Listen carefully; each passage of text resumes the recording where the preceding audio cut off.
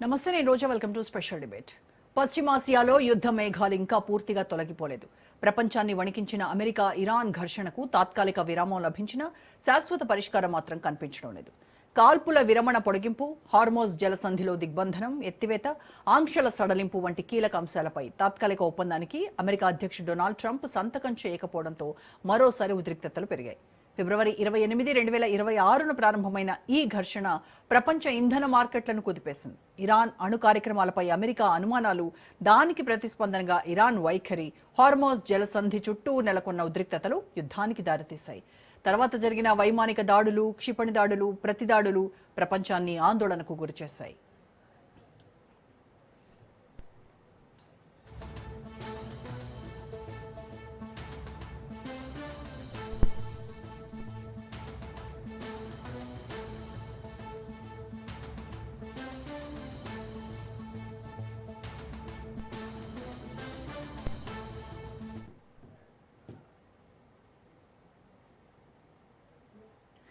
ఇప్పటి వరకు పలుమార్లు కాల్పుల విరమణ పొడిగింపులు జరిగినప్పటికీ అవి కేవలం తాత్కాలిక శాంతికే పరిమితమయ్యాయి. తాజాగా శ్వేత సౌధం సిచ్యువేషన్ రూమ్లో ట్రంప్ తన భద్రతా, విదేశాంగ సలహాదారులతో సమావేశమైన ఒప్పందంపై తుది నిర్ణయం వెలువడలేదు. అమెరికా ప్రయోజనాలకు అనుకూలంగా ఇరాన్పై కఠిన ఆంక్షలు కొనసాగించే విధంగా ఒప్పందం ఉండాలనే ట్రంప్ పట్టుదల కారణంగా డీల్ నిలిచిపోయిందనే ప్రచారం జరుగుతోంది. ఇక ఇరాన్ మాత్రం చర్చలు కొనసాగుతున్నాయని చెబుతోంది. ఇంకా ఒప్పందం ఖరారు కాలేదని స్పష్టం చేస్తోంది. ఈ నేపథ్యంలో అమెరికా రక్షణ మంత్రి పీట్ హెగ్సెత్ చేసిన వ్యాఖ్యలు మరింత ఆందోళన కలిగిస్తున్నాయి. అవసరమైతే మళ్లీ యుద్ధాన్ని ప్రారంభించే సామర్థ్యం అమెరికాకు ఉందని ఆయన హెచ్చరించారు.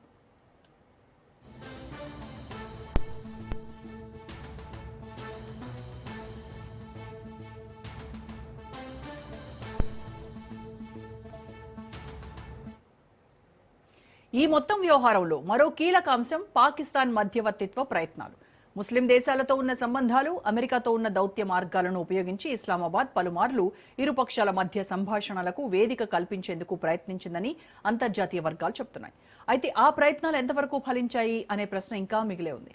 హార్మోజ్ జలసంధి ప్రపంచ చమురు రవాణాలో అత్యంత కీలక మార్గం. అక్కడ మళ్లీ ఉద్రిక్తతలు పెరిగితే ప్రపంచ ఆర్థిక వ్యవస్థపై తీవ్ర ప్రభావం పడే అవకాశం ఉంది. చమురు ధరలు పెరగొచ్చు, ద్రవ్యోల్బణం మరింత భారంగా మారొచ్చు. భారత్ వంటి దిగుమతులపై ఆధారపడే దేశాలు కూడా దీని ప్రభావాన్ని ఎదుర్కోవాల్సి రావచ్చు.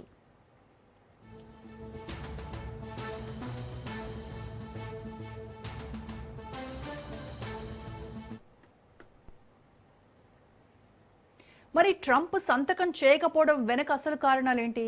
ఇరాన్ నిజంగా వెనక్కి తగ్గిందా, లేక సమయం కోసం ఎదురు చూస్తోందా? పాకిస్తాన్ మధ్యవర్తిత్వం ఎంతవరకు పనిచేసింది? కాల్పుల విరమణ శాశ్వత శాంతికి దారితీస్తుందా, లేక మరో భారీ యుద్ధానికి ముందు నిశ్శబ్దమా? ఇవే అంశాలపై ఇవాళ మన డిబేట్లో మాట్లాడదాం. డిబేట్లో పార్టిసిపేట్ చేస్తున్నారు senior journalist and senior analyst doctor అందే సత్యం గారు. సత్యం గారు నమస్కారం సార్. నమస్తే రోజా గారు.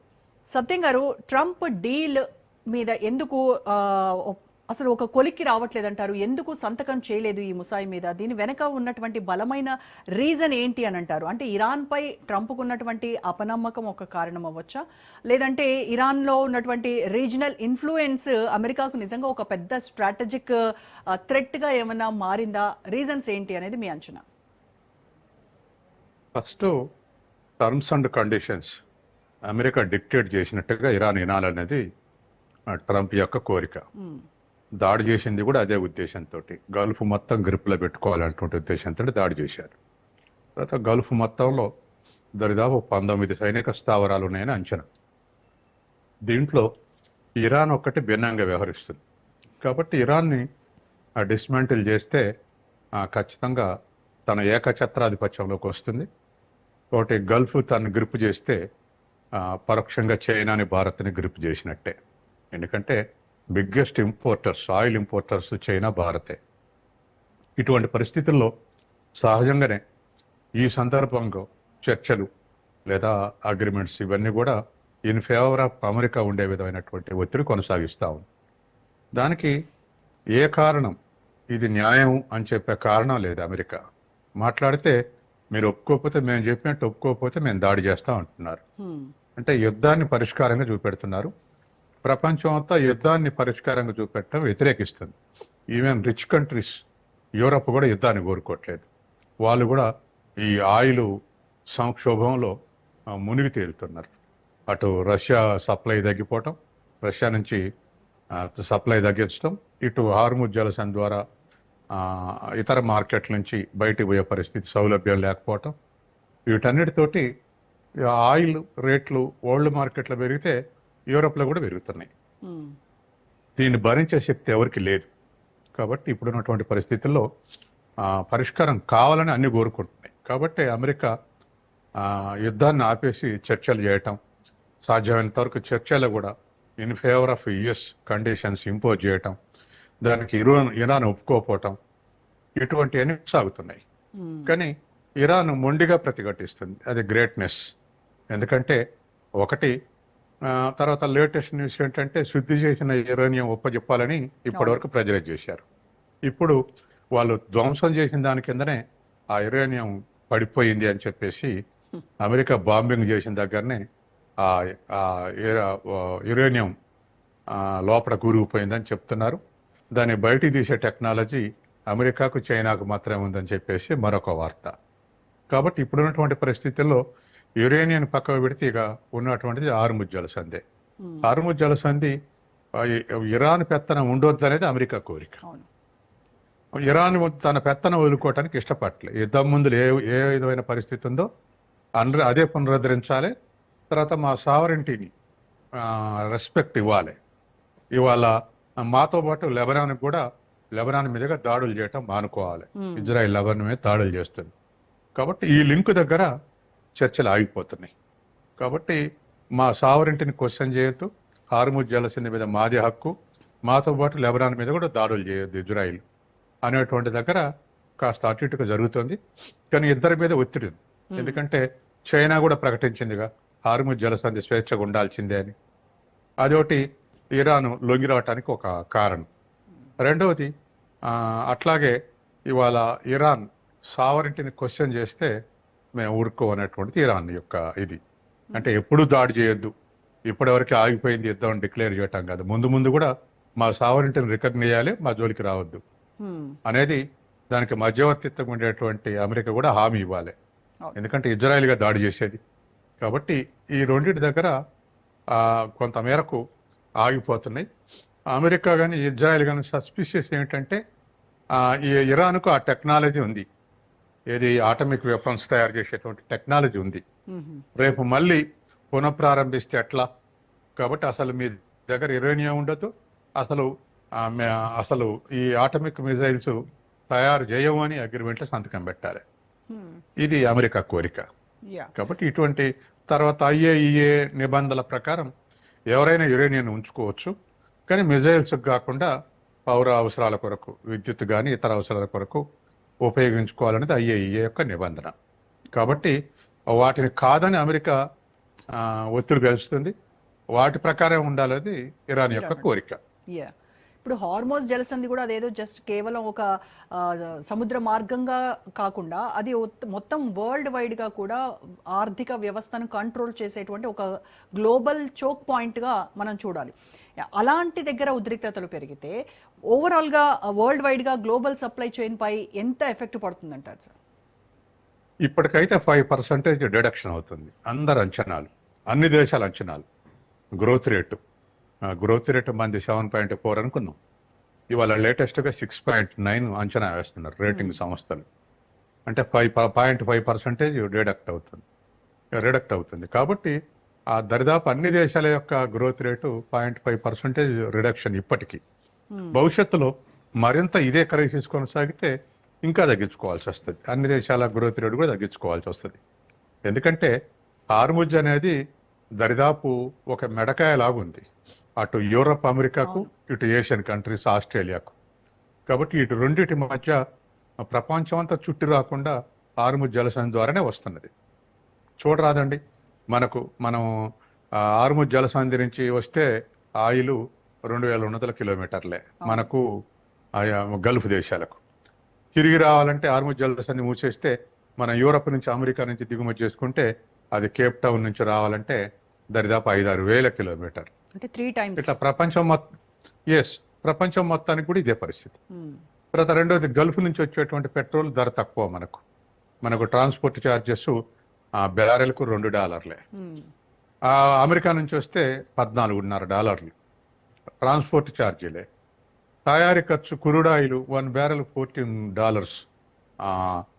ఇరాన్ లాగానే గల్ఫ్ కంట్రీస్ కానీ అమెరికాలో $45 బ్యారెల్ క్రూడ్ ఆయిల్ బయటికి తీయటానికే.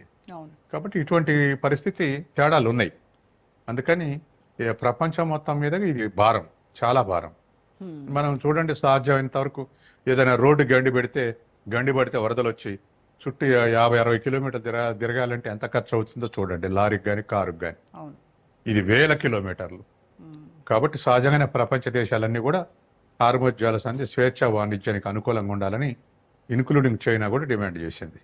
Yeah. కాదు, అది అమెరికా చేతుల్లో ఉన్నా ఇరాన్ చేతుల్లో ఉన్నా వాటి మీద రిస్ట్రిక్షన్స్ ఉండటానికి వీల్లేదు ఫ్రీగా అనేటువంటిది అర్థం. ఉండాలి. ఎస్. చర్చలకు సిద్ధం ఉంటుంది, టేబుల్ దగ్గరకు వస్తుంది, అంతా బాగానే ఉంటుంది. బట్ అదర్ సైడ్ చూస్తే మిసైల్ పవర్ని ప్రదర్శిస్తూ ఉంటుంది. అంటే దీని ద్వారా మొత్తం ప్రపంచ దేశాలకు ఎలాంటి మెసేజ్ ఇస్తోందంటారు సార్ ఇరాన్? మేము ప్రతిఘటిస్తాం, మా మీద దాడి చేస్తానైతే దాని మెసేజ్. ఇప్పుడు హార్ముజ్ జలసంధి ఒడ్డున దాడి చేసింది నిన్న అమెరికా. దాడి చేస్తే అమ్మటే కువైట్లో ఉన్నటువంటి అమెరికా స్థావరాల మీద ఇరాన్ ప్రయోగించింది. ఎందుకంటే అమెరికా నుంచి ఇవాళ ఇరాన్ మీద దాడి చేసే అవకాశం లేదు 6000 కిలోమీటర్ల నుంచి. కాబట్టి ఇజ్రాయెల్ తోటి దాడి చేస్తుంది. ఇజ్రాయెల్ దేశం నుంచి దాడులు చేస్తారు, లేదా గల్ఫ్ దేశాల్లో ఉన్నటువంటి అమెరికా స్థావరాల నుంచి దాడి చేస్తారు. మీకు అమెరికాకు స్థావరాలు ఇస్తారా మీరు అని చెప్పేసి ఆ స్థావరాల మీద వాళ్ళ గల్ఫ్ దేశాల మీదనే దాడి చేస్తుంది, ఆ సైనిక స్థావరాల మీద. ఇరాన్కు ఉన్న ఆల్టర్నేటివ్ ఇదే, అమెరికాకు ఉన్న ఆల్టర్నేటివ్ అదే. కాబట్టి ఇవాళ ఉన్నటువంటి పరిస్థితుల్లో ఇరాన్ ఒక కాన్ఫిడెన్స్ వచ్చింది. ఇరాన్ ఏం కాన్ఫిడెన్స్ అంటే, వాళ్ళు ఎన్ని బాంబులు వేసినా భూని విషతుల్యం చేయటం తప్ప, ఏదైనా మనుషులు చంపితే 10 మంది 20 మంది తప్ప ఇంకా అంతకన్నా ఎక్కువ చేసేటువంటిది ఏం లేదనేది ఇరాన్కు తేలిపోయింది.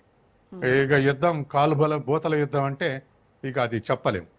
ఎందుకంటే సహజంగానే డిఫెన్స్ చేసుకునే దేశాలు సహజంగానే ఈ ఆర్మ్డ్ స్ట్రగుల్స్లోకి పోతాయి. అంటే అది గెరిల్లా యుద్ధంలోకి పోతాయి. వియత్నాంలో జరిగింది అదే, ఆఫ్ఘనిస్తాన్లో జరిగింది అదే, రేపు ఇరాన్లో కూడా అదే జరుగుద్ది. ఇప్పుడు ఇక్కడ ఉన్నటువంటి వైట్స్ పోయి ఆ గెరిల్లా యుద్ధం చేయాలి. అది వెంటనే తేలేది కాదు. ఆఫ్ఘనిస్తానే 20 ఏళ్ల సంది తేలలేదు.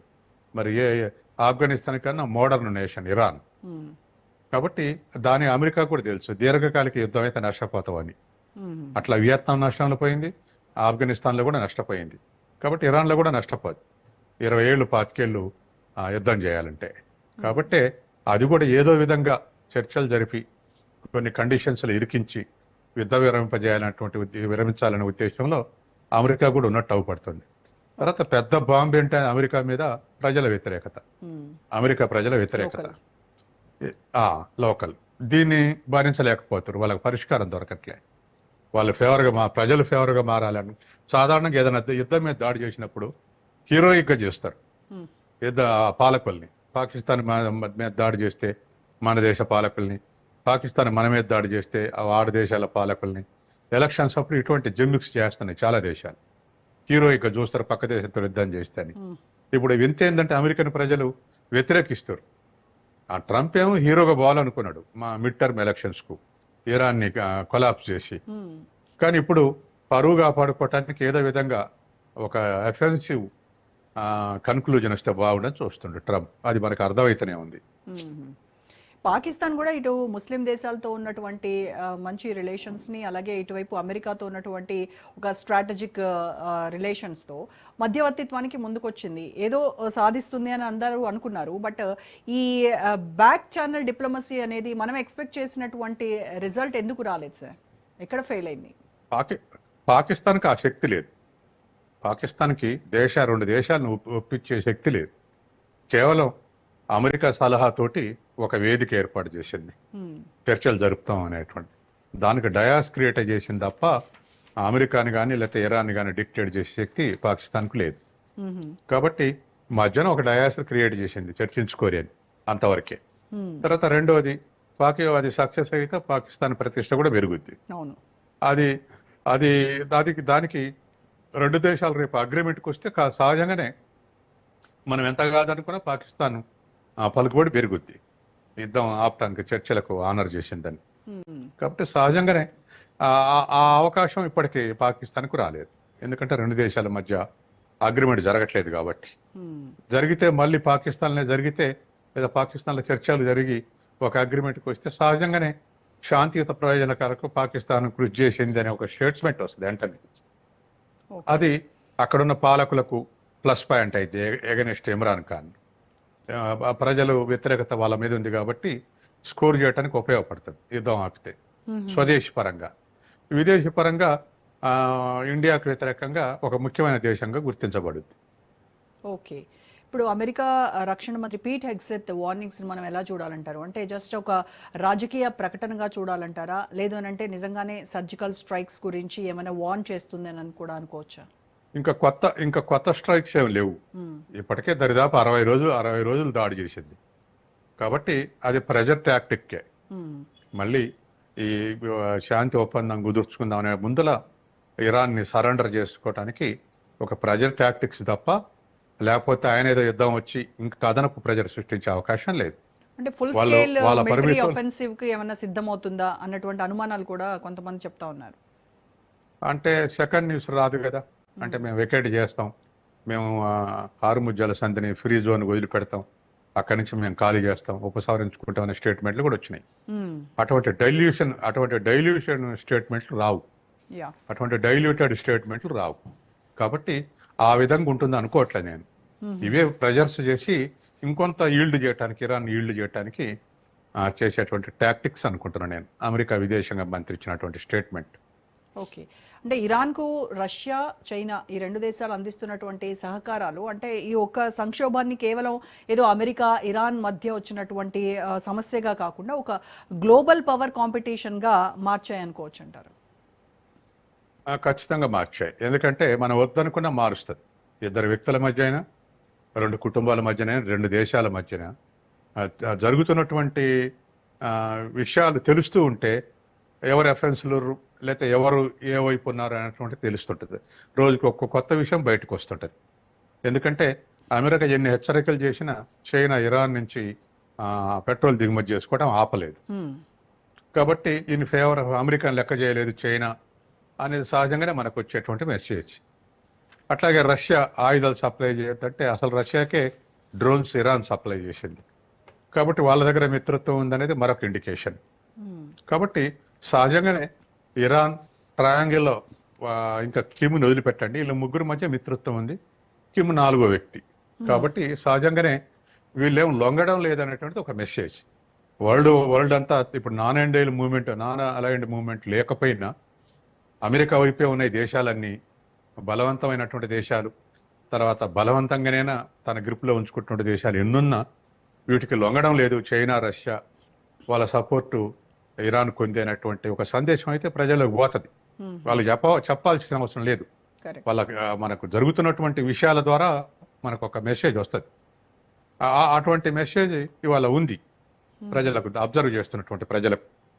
ఓకే. కాబట్టి సహజంగానే అది ఇంకా వెల్ ఆర్గనైజ్ అవుతే ఇంకా కొంత, ఇప్పుడు రష్యాకు రిపబ్లిక్లలో 5 రిపబ్లిక్లు మిత్ర దేశాలు ఉన్నాయి.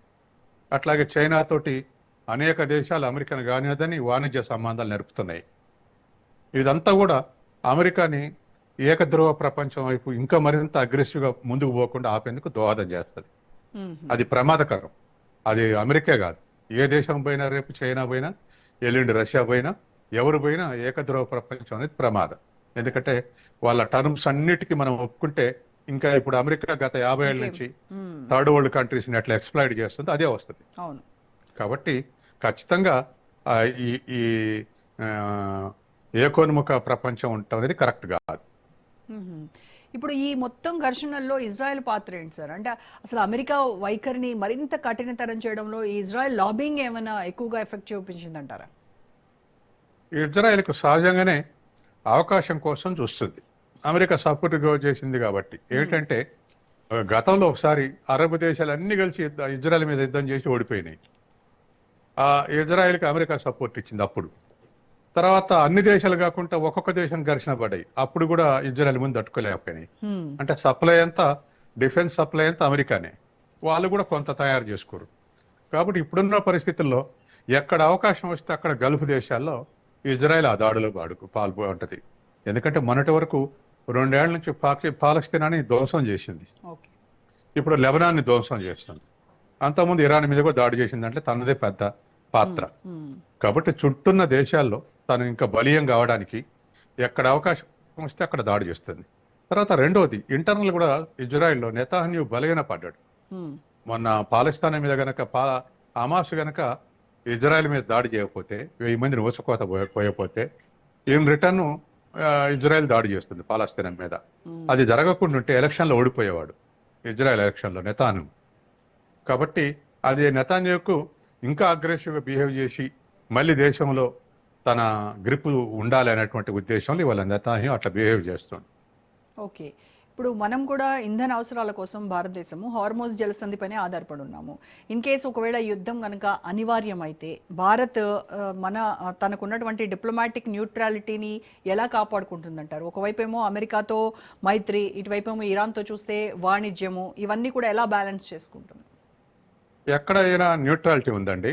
న్యూట్రాలిటీ ఏం లేదు, అమెరికా వైపే ఉంది. సైడ్ తీసుకున్నట్టు. ఎందుకంటే ఇరాన్ మీద దాడి చేస్తే ఖండించకపోవటం అనేది మన దేశ ఆర్థిక విదేశాంగ విధానంలో గొప్ప టర్నింగ్ పాయింట్. పెద్ద గొప్ప మేధావులందరూ కూడా తలకిందులవుతున్నారు ఈ వైఖరి కొత్తగా తీసుకున్నారని. అమెరికా మీద అమెరికా మీద దాడి చేస్తుంటే సపోర్ట్ చేయట్లేగా. అమెరికా దాడిని మీరు ఇరాన్ మీద దాడి చేయొద్దు, యుద్ధం వద్దు అని అంటే ఒక మాట. అది కూడా అనలేని స్థితిలో ఉందంటే మనం ఇన్ ఫేవర్ ఆఫ్ అమెరికా ఆలోచిస్తున్నామని అర్థం. అంటే ఎందుకు సార్? అంటే ఇక్కడే అమెరికాకి భారత్ భయపడుతోంది, ఇక్కడ ప్రతిపక్షాలన్నీ కూడా అవే కదా ముందు నుంచి మొత్తుకుంటా ఉన్నాయి. ఎందుకు ట్రంప్ కి కాస్తున్నాయి? ట్రంప్ ఇప్పుడు ఒకటి ఇంటర్నేషనల్ ట్రేడ్ లో కొంత ఒత్తిడికి గురవుతాం అనేది మొదటి దెవలాట. ఎందుకంటే దరిదాపు 86 + 40 $130 బిలియన్ ట్రేడ్ ఉంది. ఈ ట్రేడ్ లో మన ఎగుమతుల మీద టారిఫ్లు పెంచితే ఆగమాగమైనాం. మనం ఇతర దేశాలతోటి ట్రేడ్ రిలేషన్స్ కోసం చూసిన దేశం వల్ల తిరిగినాం, కొంత రిజల్ట్ వచ్చేది. కాబట్టి మన ఆర్థిక వ్యవస్థ మీద నెగిటివ్ ఇంపాక్ట్ పడుతుంది అనేది ఒకటి. రెండోది చైనా భయంతో అమెరికా ప్రత్యుత్తరాన్ని వదులుకోవట్లేదు. చైనాకు మనకు గాల్వన్ ఘర్షణలు వచ్చినప్పుడు మన తరపున దరిదాపు అసలు బోర్డర్ కూడా వచ్చే పరిస్థితి అమెరికా ప్రయత్నం చేసింది. సరే, ఇండియా కొద్దిగా ఓపిక పట్టింది అనుకోండి, ఈలోపు సమస్యలు పరిష్కారం అయినాయి. కాబట్టి అటువంటి భయం ఒకటి ఉంది, చైనా భయం. కాబట్టి చైనాకు వ్యతిరేకంగా మనం యుద్ధం చేయాల్సి వస్తే రష్యా యుద్ధాన్ని వద్దంటుంది కానీ మన పక్కన వచ్చి యుద్ధం చేయదు, కానీ అమెరికా వచ్చి యుద్ధం చేస్తుంది. కాబట్టి ఆ వైరుధ్యాన్ని, చైనాతో ఉన్న వైరుధ్యాన్ని అమెరికా మిత్రత్వంతో చైనాని ప్రజలు ఉంచగలుగుతున్నాం అనేది ఇప్పుడున్న ప్రభుత్వం యొక్క భావన. దాంతో అమెరికా మిత్రత్వాన్ని వదులుకోవట్లేదు. సరే, ప్రతిపక్షాలు ఇంకా మోడీ ఎపిస్టిన్ ఫైల్స్లో ఉన్నాడు, ఈయన గనక ఎక్కువ మాట్లాడితే అవి బయట పెడతాడు అని ఇటువంటి విమర్శలు చేస్తారు అనుకోండి. అటువంటి పక్కకు పెడితే సాధారణంగా ఉన్నటువంటి పరిస్థితుల్లో ఇది కొనసాగుతున్నటువంటి స్థితి. ఓకే. అంటే ఒక పర్మనెంట్ సొల్యూషన్ కోసము అమెరికా, ఇరాన్ యాక్సెప్ట్ చేయాల్సినటువంటి ఒక కాంప్రమైజ్ ఫార్ములా అంటే అది ఎలా ఉండాలంటారు అసలు? హార్ముజ్ జలసంధి మీద ఇరాన్ ఉండాలి, IAEA తనిఖీలు ఉండాలి. ఇరాన్ ఆటమిక్ ఎనర్జీ అనండి, ఆటమిక్ స్టేషన్స్ అనండి, వీటి మీద IAEAని ఎలవ్ చేయాలి. ఎలవ్ చేస్తే ఎప్పటికప్పుడు చెక్ చేస్తుంది. యురేనియం ఏం శుద్ధి చేశారు, ఎంత శుద్ధి చేశారు, దేనికి ఉపయోగించబోతున్నారు, ఇవన్నీ IAEA ప్రపంచానికి చెప్తుంది. వాళ్ళు రావటానికి వీల్లేదు, మేము తయారు చేస్తామంటే ఇప్పుడు ఆ పరిస్థితి, ప్రపంచ పరిస్థితి అట్లా లేదు. ఎందుకంటే అమెరికాకి ఇష్టం లేని పని చేసే పరిస్థితుల్లో లేవు దేశాలు. ఎదురు తిరిగి నిలబడే దేశాలు కొన్ని ఉన్నాయి అనుకోండి. ఇప్పుడు నార్త్ కొరియా కానీ, చైనా కానీ, ఇటువంటి దేశాలు ఉన్నాయి అనుకోండి, ఎదురు తిరిగి చేసాయి. అట్లాగే పుతిన్ కూడా ఎదురు తిరిగాడుగా, వాళ్ళ దేశం మీదకి హార్బర్ వరకు పోతే చుట్టుముట్టారు కదా అమెరికా నావిని. కాబట్టి స్వతంత్రంగా వ్యవహరించి ప్రతిఘటించడానికి సిద్ధపడే దేశాలు కొన్ని ఉన్నాయి.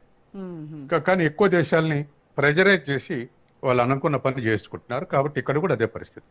అందుకని IAEA తనిఖీలకు ఎరవ చేసి వాళ్ళ పౌర అవసరాల కోసం అణు విద్యుత్తును ఉపయోగించుకునే విధంగా ఇరాన్ ఎలవ్ చేసి, వాళ్ళ తనిఖీలు ఎలవ్ చేసి, హార్ముజ్ జలసంధి ఇరాన్ ఇండిపెండెన్స్ వదిలేసి అగ్రిమెంట్కి వస్తే పాతయ్యేవి, కొత్త ఏం కాదు, ఒక్కటే కొత్తది.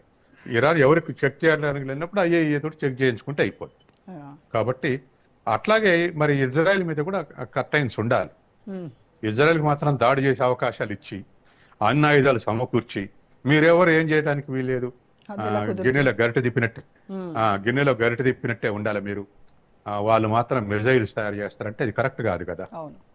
ఇప్పుడు అట్నే ఉన్నాయి గల్ఫ్ దేశాలు, అమెరికా స్థావరాలు ఉండగా మనకు ఇజ్రాయెల్ నుంచి ప్రమాదం లేదు, ఇరాన్ నుంచి ప్రమాదం లేదు అనుకున్నారు. కానీ ఇరాన్ దాడి చేసినది తెలిసిపోయింది. సార్ ఇప్పుడు అమెరికా ఇరాన్ డీల్ గనక ఒకవేళ ఫెయిల్ అయితే మరి భారత్ చాబహార్ ఓడరేవులో పెట్టినటువంటి భారీ పెట్టుబడుల పరిస్థితి ఏంటంటారు? పెట్టుబడులు వేస్ట్ అయిపోతాయి అంతే. ఇప్పుడు ఆల్టర్నేటివ్ గా చైనా ఒక డెవలప్ చేస్తే మనం ఒక డెవలప్ చేసుకున్నాం. మనం దాన్ని మన ఎక్స్పోర్ట్ ఇంపోర్ట్ కు వాడుకుందాం అనుకున్నాం. ఇప్పుడు అది యూజ్లెస్ అయిపోతుంది. ఏ ఇన్ఫ్రాస్ట్రక్చర్ అయినా యూజ్లెస్ అయిపోతుంది. ఏది ఇరాన్లో పెట్టుబడులు అన్నీ కూడా నష్టపోతాయి. కాబట్టి మనం కూడా నష్టపోయి వదులుకోవాల్సి వస్తుంది. అందుకని అసలు యుద్ధం నివారించేందుకే కృషి చేయాల్సినటువంటి అవసరం ఉంది. Correct sir. Thank you so much Satyam గారు. ఇది ఇవాల్టి special debate. Stay tuned to